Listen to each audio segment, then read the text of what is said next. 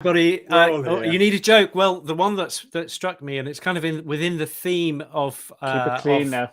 Well, it wasn't clean. That's why it's within the theme of the RawPetMedics. It's what would the shortening for guest spot be for tonight? I think it would be G spot.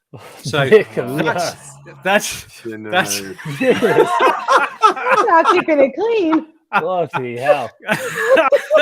Okay, right. There we go. That's him. So we'll call it the guest spot. We're gonna hook him off sideways. In fact, actually, it's that way. If I just sort of like do this, he's gone. One of those okay, we're not having more G spots. That's it. Done. Bloody hell. Oh my god.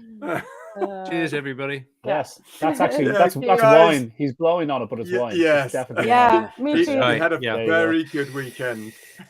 Amazing. Update us, Nick. Go on. What did you get up to last week? And okay, I've got some news. I've absolutely got some news. But just to say, just put things in context.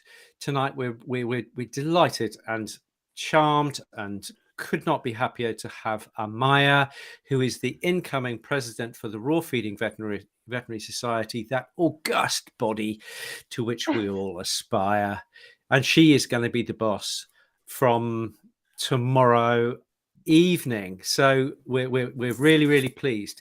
But Amaya, we're just going to ignore you for a minute or two, if that's okay. Okay. Yeah. Because we've got important things like so we went to so Brendan and I can went listen. to the don't say anything because you will be back, Amaya. We're just going to do this for a second. Yeah. Okay. And Yay! don't say anything rude. Whatever you do, don't say anything rude.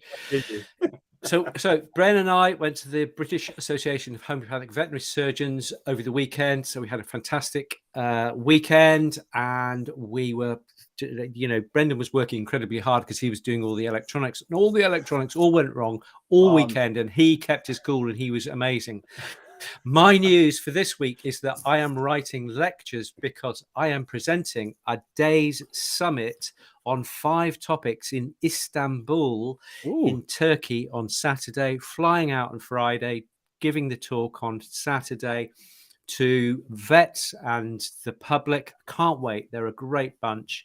And then I'm flying home again on Sunday. And I was delighted to be able to say that I have offset my miles. I was able to pay a few dollars and offset the 900 kilos of CO2.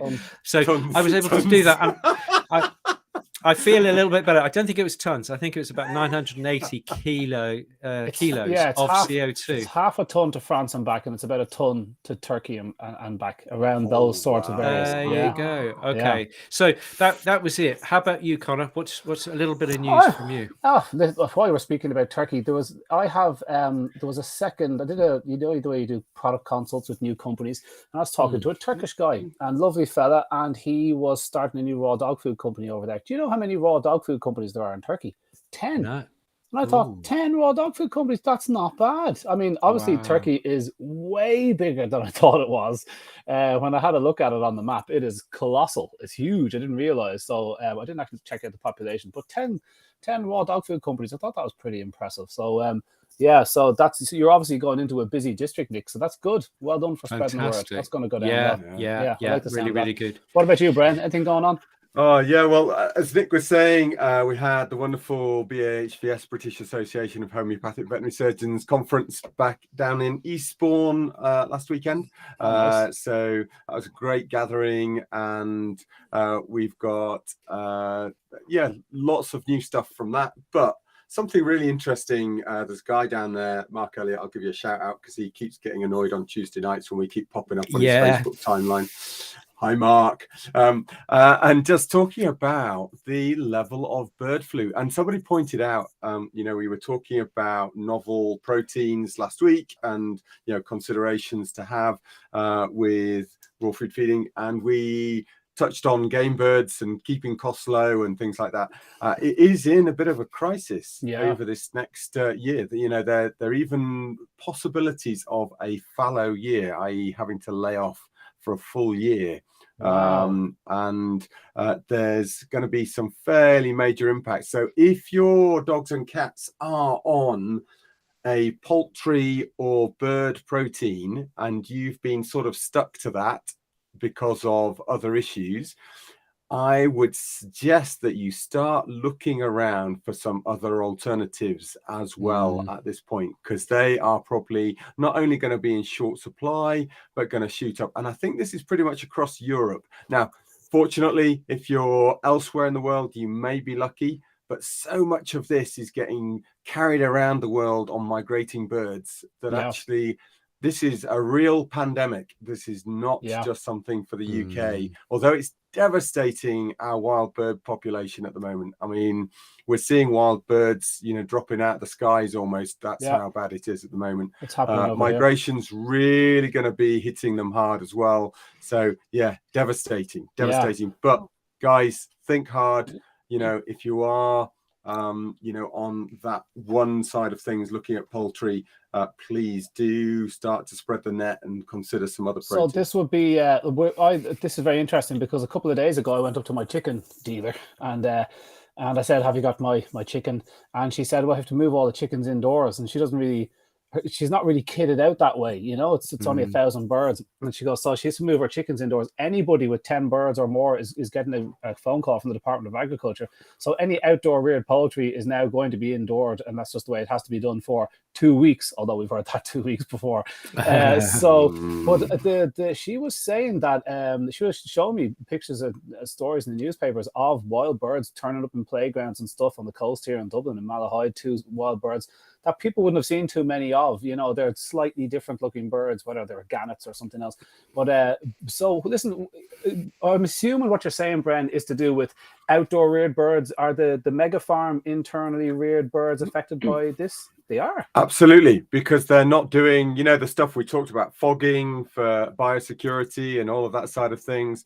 That's not happening. It's not on the big players list at the moment. And there, you know, as soon as there is bird flu recognized within the area, they usually exterminate birds. So you'll have neighboring farms losing their flocks and being tested and that side of things. So you will end up with, you know, they've got to try and cull it out, but they've lost it. It's already a pandemic of epic proportions, in the sense that it's absolutely everywhere in the wild bird population. There is no realistic way of getting pasture-reared birds at this point in time, I don't think. I think there's just too much risk. And it's gone from being just isolated hotspots through the summertime to literally totally around the country. You know, anywhere is pretty much get them indoors, try and stop them from having access to wild birds, and hopefully restrict the spread. And is this something to do with the coronavirus that affected the humans, that jumped into dogs and weasels and all sorts of animals? This didn't jump into birds as well, did it? No, this is the influenza. So this is the H2N1. Is it? Yeah, that was the last one, wasn't it? Was that not the last one? Was H2N1? No. Yeah, it's another variant.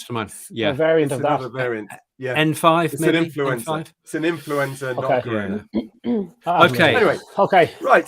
That's enough of bad news. We're going to get on with some fun stuff. Before we introduce Amaya, just scrolling across the bottom, you're going to see patreon.com/RawPetMedics. Thanks very much, everybody, as usual, for their donations there. Really helps keep the lights on, and we deeply, deeply appreciate your price of a cup of tea, or even a pint sometimes. That every month really, really helps. If you can do it, great. If you can't, we totally understand. It's going to be a lean winter, so that's where you'll find us anyway on Patreon, and we try to add content to that as much as we can, such as our bit on the side after the show. And Carol, I love you. That one. Just so that H5N1. Okay. Anyway. Right. Okay. Just, you know, sometimes I get a bit dyslexic in all the excitement. Yeah. Also the podcast. Let's not forget the podcast, because otherwise Pete will have a hissy fit. Guys, you can get us on podcasts. There must be half a dozen or more of your most favored podcast medium, Apple Music and Spotify and Amazon Live and all that stuff. So if you want to take us with you, so what are we doing tonight? Then you're all good. We've got Amaya. We have Amaya. Which is most important. Do we have to bring her back? Sorry. Am I a great vet? Am I not being brought on? Oh, we should have a little fanfare. Hi again, Amaya. Last time we met was in Barcelona. That was great crack, wasn't it? Yeah, it was really good. It was really, really good. Yeah, I loved your talk. Your talk was so good, Amaya. It was so interesting. We're going to get to that. Do you want to tell us a bit about yourself, Amaya? Where you're from and what your favorite bits to do are? Okay. Well, I'm no, just kidding. My name is Amaya Espindola, and what I do is, well, I dedicated my life to cats and music, basically. That's my cats and music. Favorite. Exactly. So I'm from Argentina, but I've been living in Madrid for 9 years, and now I decided that I needed the beach, and I came to Mallorca. So here I am. I love Mallorca. Yeah, and it's a wonderful place. I'm actually in the middle of the island, but I can reach all places at the same time, anytime. Yeah, I love it. In the mountains. So it's really, really good, very calm, and I needed that. So I'm going to start doing music. I'm preparing the London Vet Show, and fun things. Yeah, exciting. Hey, Amaya, would it be okay if about 350 RPM devotees and us turned up at your place next weekend? Would that be okay? Yeah. Just anytime you want. Okay, great. Okay, guys, you heard it. You heard it here. You get that twister mat out. Let me tell you something. Let's wait until I get my own flat, because I rented a room to find a better place to live in. So we won't all stay in your room. We can party all night. There's a beautiful beach in Mallorca called Lombardy. Have you been there yet? No, no, not that one. I haven't been just to below, that one. Calador's there, Calaigos below it, and then Lombardy. I've been to Calador, yeah. Yeah. But this Lombardy is these huge cliffs along the outside of it, and it's just this beautiful turquoise water. And you can when you stand on top of the cliffs, you can look down, you can see the bottom and the fish swimming around, and you can jump down in. I have to go there. Oh, it's beautiful. It's such I've been there 3 times. I just absolutely adore it. Really remote. It's nice. But I'm actually thinking that all these people are not coming to visit me. Yeah, they are. briefly to leave their bags. I'm looking at this again. I'm booked. Okay, yeah, okay. Thanks. I know. I feel the love. I feel the love, guys. And what music? What music do you play, Amaya? What sort of music are you into? Well, mostly I do country and folk music, and I have my own songs, and I do Dolly Parton, John Baez, and Janis Joplin kind of music. Oh wow! Can you give us a little blast of "Stand by Your Man"? Nick. I don't know that one. Give her a break. Yeah, I could. Gonna say, but she's I don't know. packed her instruments. That's what it is. We will share. Have you got anything up online, Amaya, that we can share? Have you got? Did you ever put anything up? I do have a Spotify channel. Oh yeah! Oh lovely! Yeah. Well, let us share that out so people can have a listen. Okay. So they can hear I can send. We'll do it later. We can do it after the show. We can do it after the show. Yeah. Okay. Yeah. Cool. And so, what's have you got handle for Spotify? Well, actually, my it's through Rego Music, because they distribute the music. I just give the songs to them, they approve it, and they just put it there. Cool. I don't deal with Spotify because you have to pay if you're just trying to get your song there. So how do people find you, Amaya? How do people find you on Spotify? I found you. I'm gonna share it now, Nick. Okay. Great. You found me. Okay. Cool. Nice one. That's cool. Okay. So what's your day job, Amaya? What do you do when you're not singing away? Well, I wish I would sing every day, but that's not an easy job to have.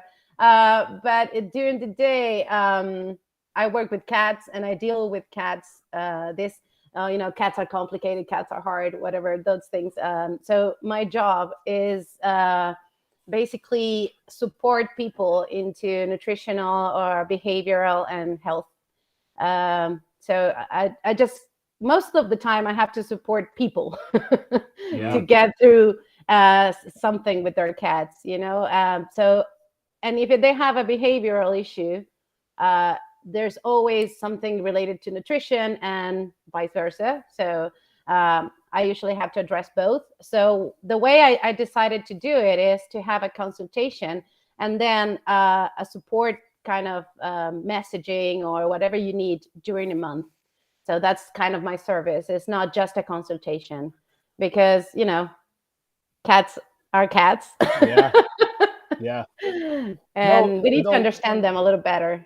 Yeah. No animal can be fixed in one single meeting. I mean, this poor conventional vets that are doing 10-minute, 15-minute glances at your health, I mean, or human doctors. I mean, that's impossible for that poor doctor. Imagine how difficult it would be to. So, I mean, I totally understand with the follow-up.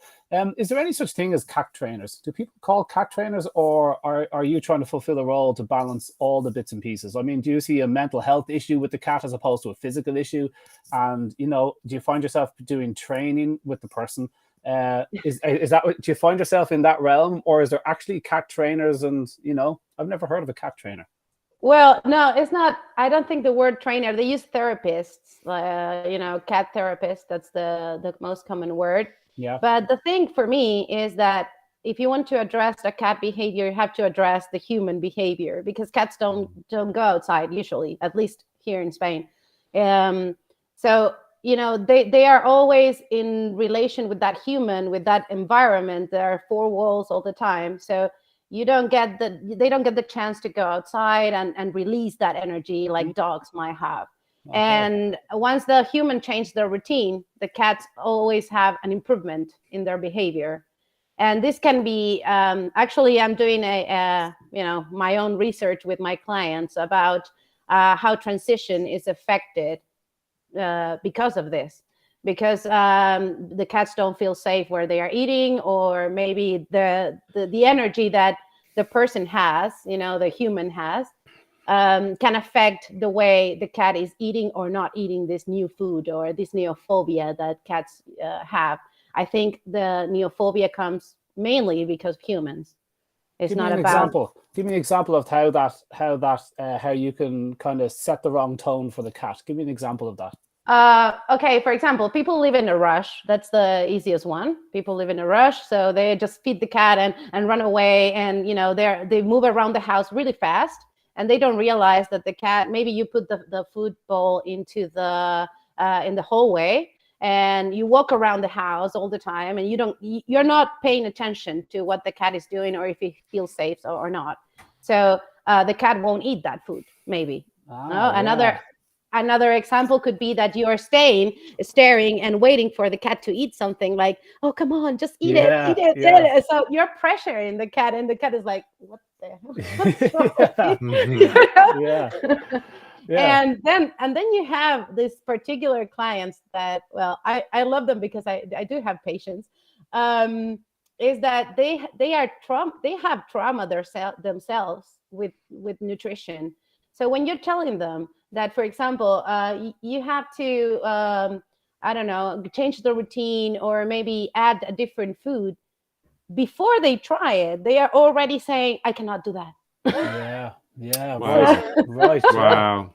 So it's like, okay, let's work with you first, and then we can talk about the cat. Yeah. And Amaya, what's the most common thing that you come across in your work as a cat specialist, as a vet, as a nutritionist? What's the most common one or two situations that you see?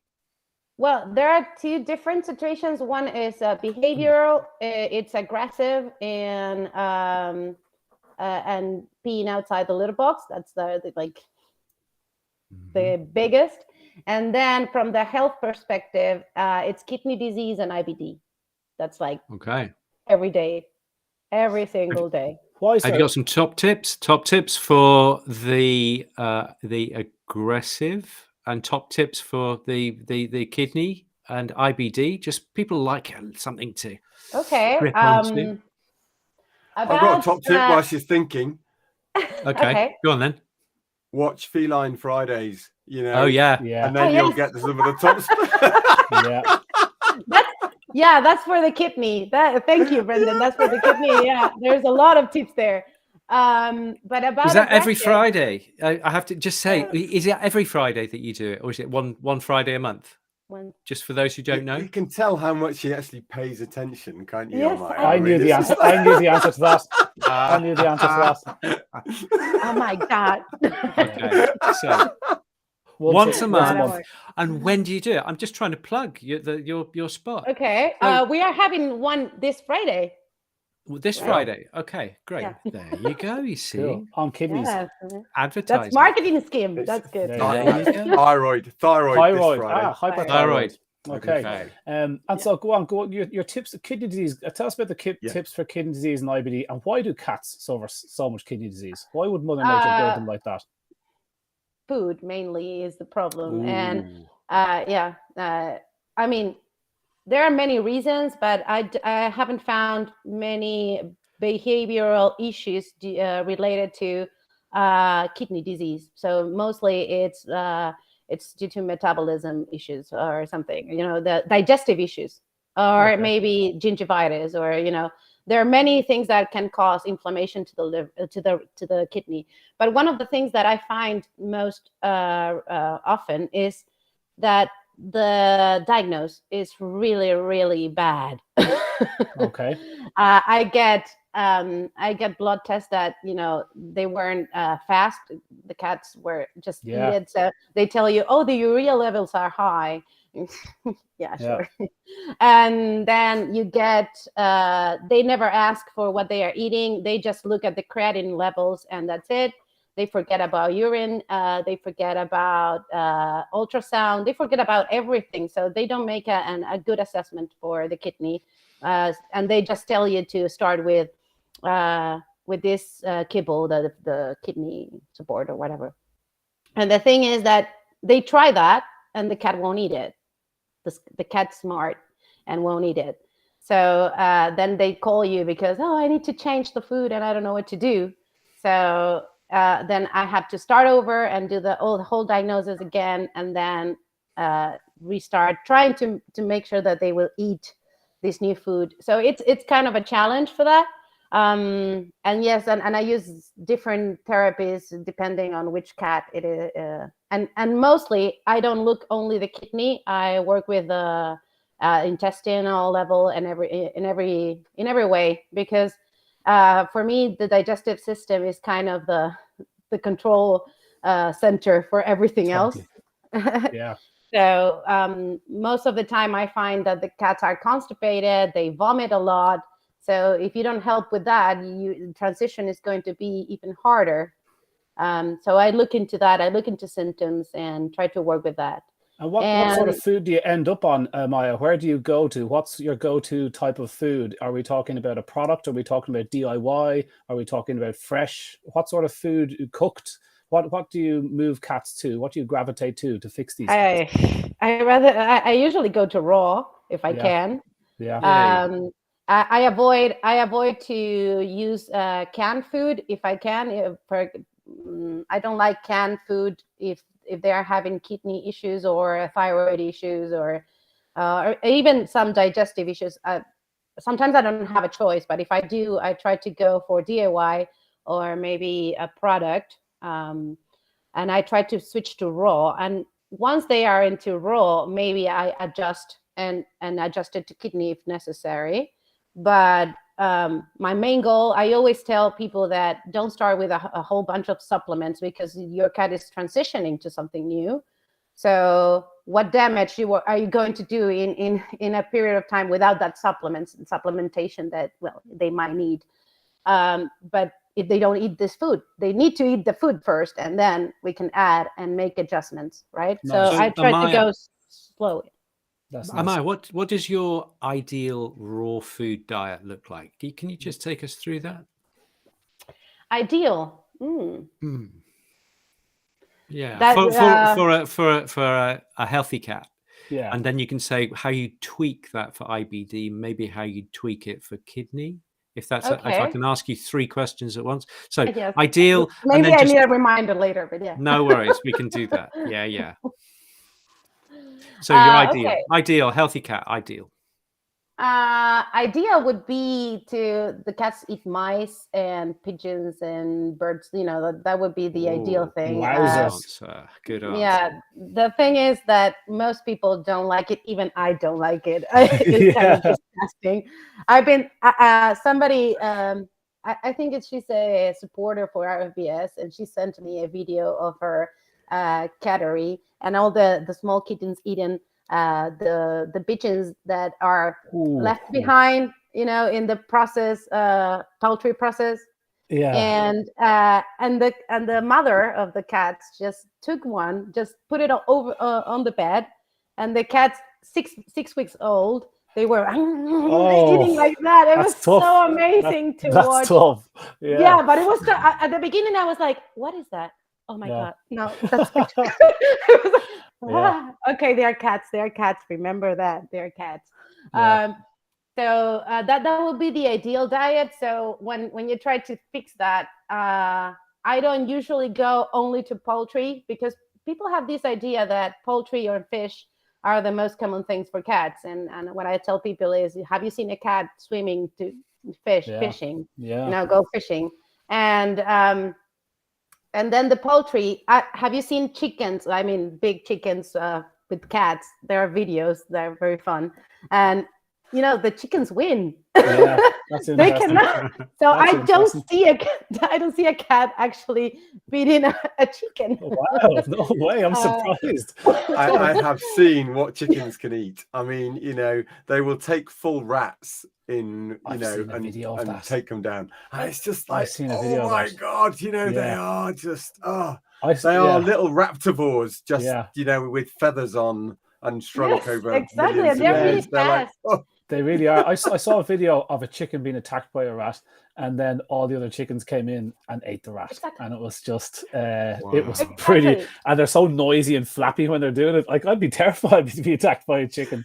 I remember and actually with cats, it's the same thing. Yeah. With cats, I've seen a cat attacking one chicken, and then like 3 or 4 came up, and the cat was like, okay. Okay, all right, lads, all right, relax. Let's just having a nibble. Does the cat eat the entire, what part? Like, I see a dog as kind of a whole prey eater. Okay, I don't know about a pigeon. They'd probably leave a good bit of that there, I imagine. A lot of feathers on that.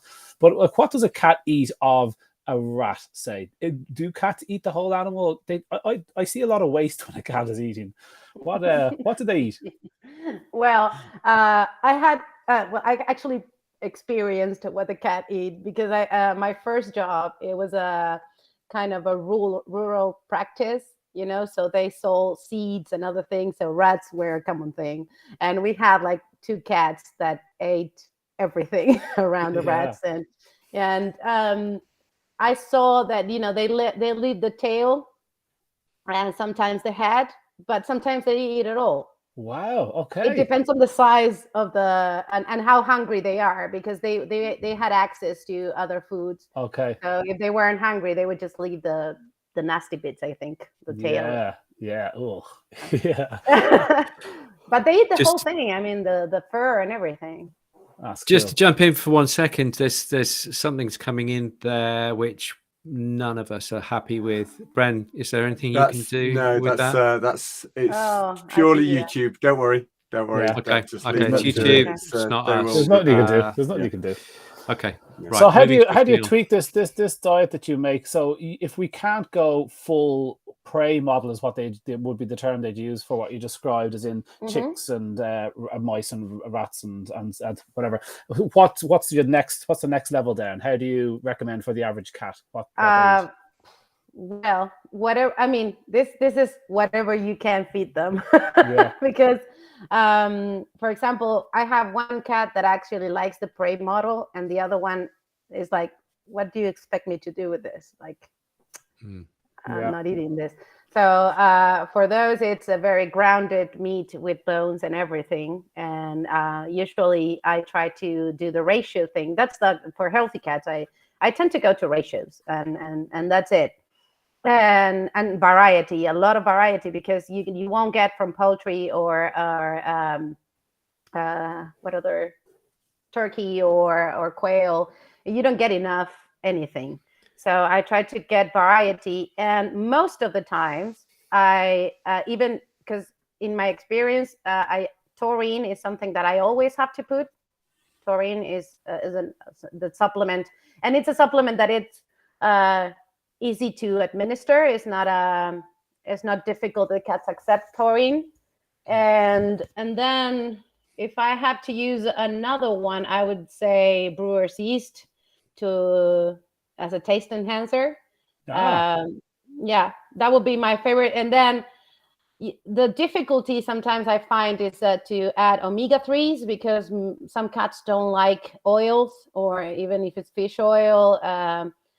I found a new kind of fish oil, krill that comes like dry krill. Yeah. And I need to find. I need to call this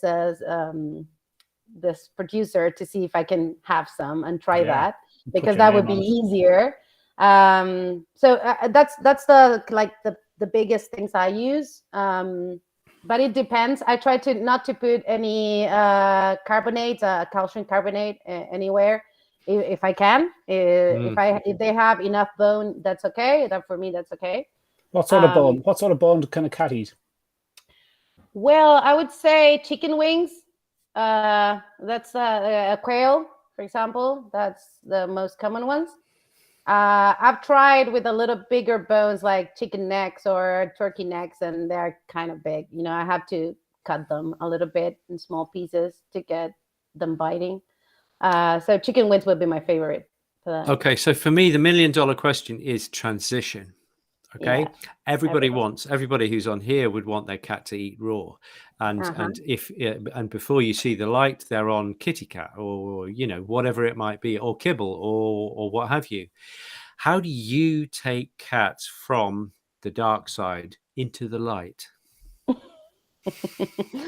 Okay, the first thing that it's going to surprise you, because if you want to look into transition, we have a whole Feline Friday for that. But the thing is that what I look into is behavior.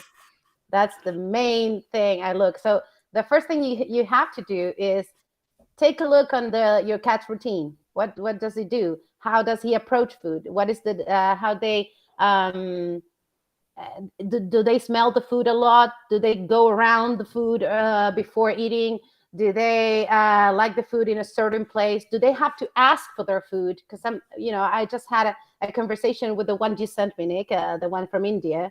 She said that her cat, for example, screamed at her at 7 p.m.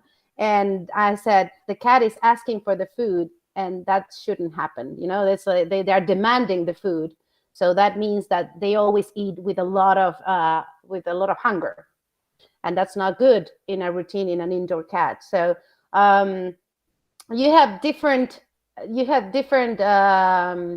ways to find out what does your cat do. Is it if you pet them, do they bite you instantly, or do they they really like to be petted? Do they anxiously stay up here to your face and they don't allow you to sleep?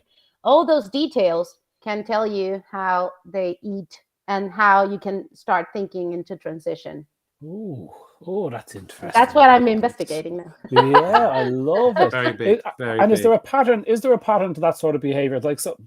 Like a cat that doesn't, you see these videos of, I remember one recently of a 16-year-old girl, and the title was "My Cat Hates Me," and it's a minute video of a cat just attacking her, and it's kind of funny, it's 50 different, 60 different. Now I'm sure if cat behaviorists were looking at that, they go, that's an unhappy cat and all the rest. But for someone that doesn't know jack about cats, it's funny to see this person getting attacked by a cat. So what is it that is that some cats just don't want to be touched, or is there an issue going on? Because most cats would tolerate a bit of touch if it was okay. Like a dog might have a bad back, he doesn't want to be touched, So what is it about that cat that he does that, or are just all cats different? Well, all cats are different, and all cats have this different sort of sensitivity in their skin. So that's one of the things you should consider. That's Harry. Oh, he's so big. He wouldn't attack anybody. No, he does. Except the nurses who play rough with him. That's the thing. You said it. Is the way if you play with a cat with your hands, or you become an unpredictable person. Cats need to be need to understand that you are predictable, how you put your hand, where you put your hand, or how you approach the cat. For example, my cat that is sleeping right down here, he has hyperesthesia, and so I always have to be at the same level with him. I have to talk to him before touching him. So what is that for the listeners and me? It's the rippling skin syndrome. It's kind of a high sensitivity to pain in their skin, and the skin moves alone. And, yeah. So they're so sensitive, they just hyper respond. So you just can just faintly touch them, and they might jump out of their skin. It's like yeah. And they think they are being attacked. My cat also thinks, they hallucinate in a way that he's being attacked. So sometimes he's sitting, and all his skin starts to move like that. Yeah.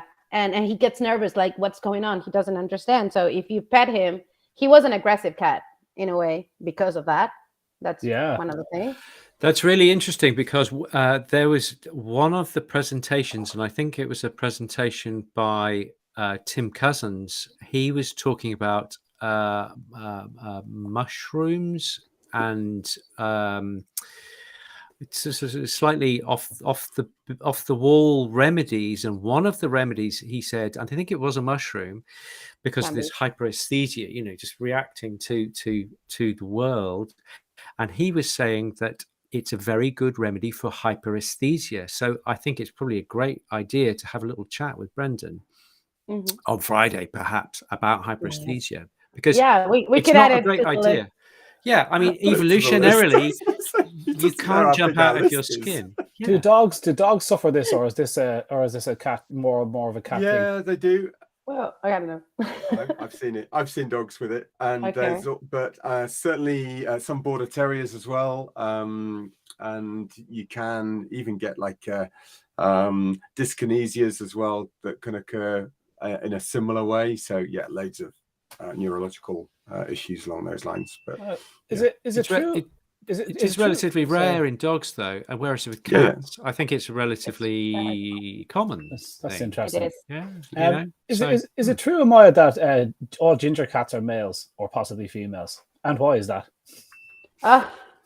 Well, that's a kind of a genetic thing. I don't really know the really bitty thing, but the thing is that, for example, the tortoise, they have this genetic kind of the tortoiseshell cats are female. It's female. The color gene is sex linked, so therefore, in order for them to be tortoiseshell, they have to be female, unless they have a genetic fault with an extra chromosome, and that's the very rare.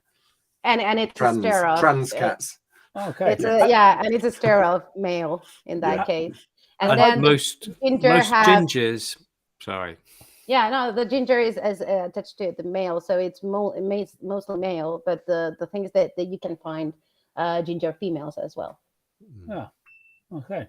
Interesting. I like that. I saw there was a part of as I was researching back in the day for the book and looking back on why you can train dogs to eat funny items, and that if you feed a dog vegetables as a pup, they'll grow up eating vegetables. If you feed them meat and bone, they'll grow up feeding meat and bone.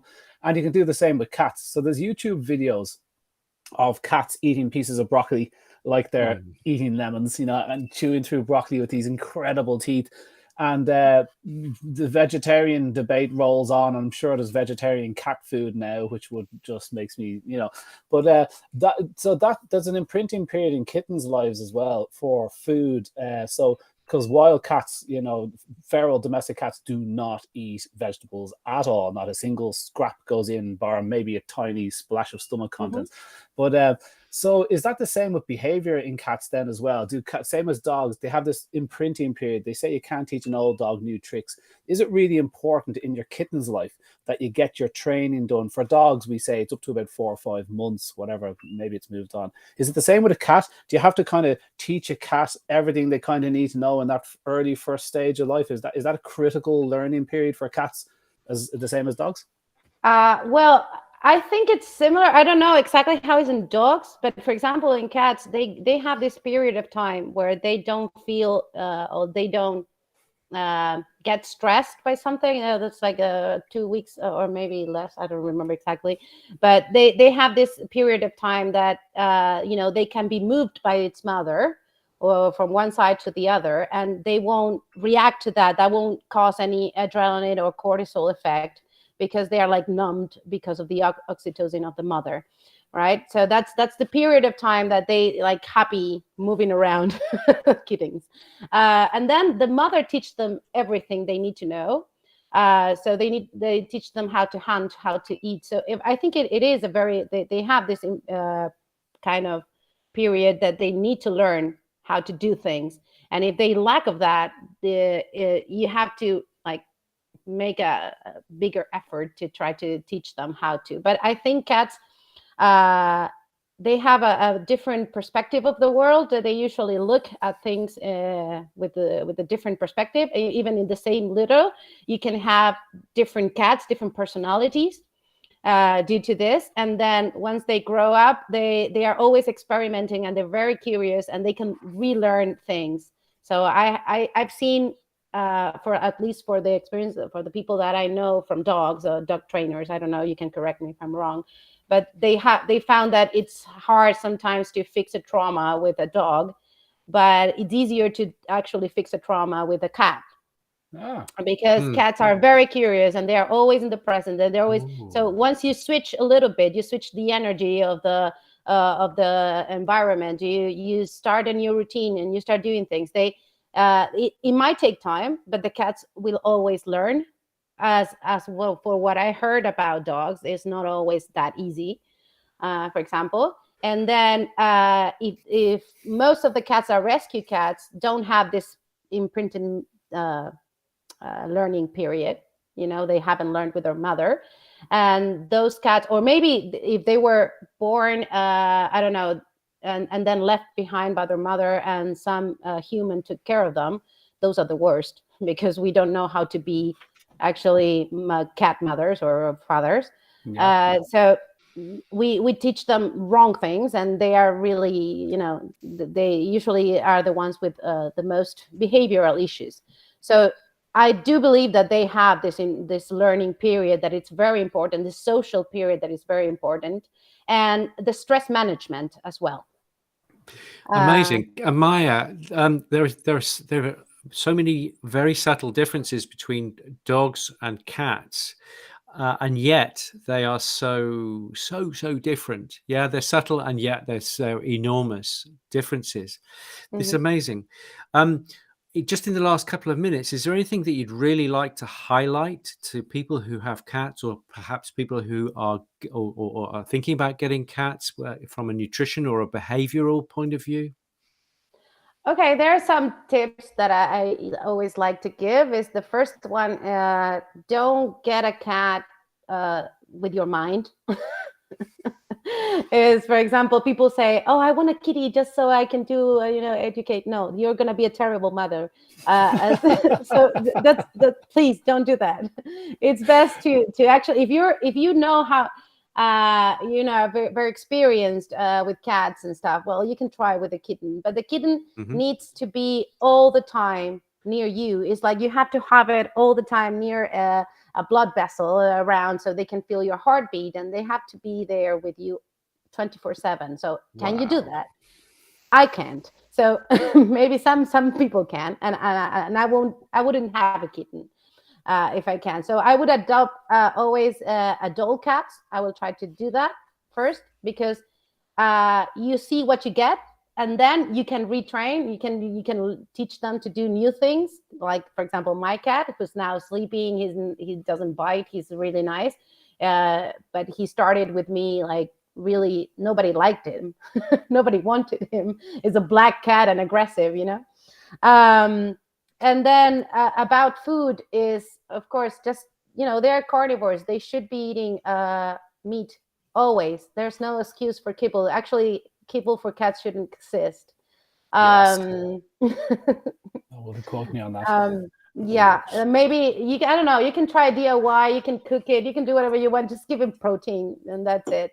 And then if you have a cat with aggressive behavior, make sure to go to therapy. that's one of the things that I always want to highlight, because it seems like it's nothing, but you're going to have this fear inside that you're always going to react, and this is going to provoke and increase the behavior, the aggressive behavior.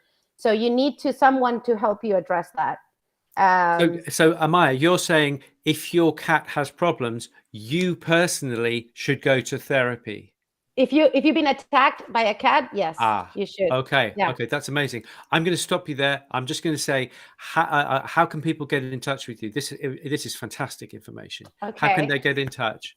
Well, they can get in touch by at FelVet.net is my website. Then my English Instagram is FelVet for cats, or FelVet.cats, whatever is the Spanish one. And then my email is info@felvet.net. That's FelVet, FelVet, like feline. Feline veterinary. I love your logo. It's so simple. The little cat tail hanging off the V, is it? Yeah. I was looking for your number earlier on from Barcelona to talk to you about Pete, and I was looking through it and I saw your logo and I thought, I really like that. It's so simple. Well, it's my guitarist. It's your what? Is the designer of the logo is the guitarist who will hear on the plays the guitar. Okay. Yeah, cool. I love it. As us three struggle with a new logo, we do appreciate a good one. Maya, would you hang around for 10 more minutes, just so we can do this bit on the side that we do for Patreon? Guys, are you okay to do that? I'd love to chat a bit about your talk that you did in Barcelona and about the parasite, and also the future of RFVS. And there's we've just shared the Facebook group there, which is RFVS. You'll see Amaya on that, and we're going to talk a bit more about that on the bit on the side, so you guys can join us over on Patreon, the thing below. Before we go, here you go, guys. I'm just going to play this. You wanted to hear a little bit of Amaya singing live. Stopping 6 and 7 in that tracks from it says it's you. It says it's you. No, it's like, it's like, woo! I was like, really? That was false. No, It says. What? No, but yeah, that's the picture of me. You play that. That's me. Yeah. So what is this? Your playlist? Is this your radio? Yeah, but the thing is that do you have Spotify Premium? Is it that one? Yeah, that's me. Is that not your song? Yeah, it's not my song.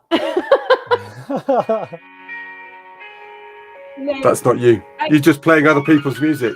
Yeah. No, I don't. I have my music. Hold on, if I can. Well, I can actually sing for you. Let's do it on Patreon, guys. Let's do it. Oh, go on. Oh no, she's gonna sing for us. This is great, guys. You've got to join us on Patreon. We're gonna have it live. Give us a little tune. Private concert. That would be really, really great. Okay. So going to say goodnight. Going to say 1,000 thanks to Amaya. This is fascinating. Good luck with your tenure with the Raw Feeding Veterinary Society. You're going to be a great president. You're going to bring a lot of bring a lot of light and a lot of joy to the Raw Feeding Veterinary Society. And so we want to really, really thank you for that. But we're going to just jump over onto Patreon so that we can pick your brains a little further and hear you singing. All right, guys. Talk to you all next week. See you later. Okay, talk to you all next week. See you. Okay. Bye-bye.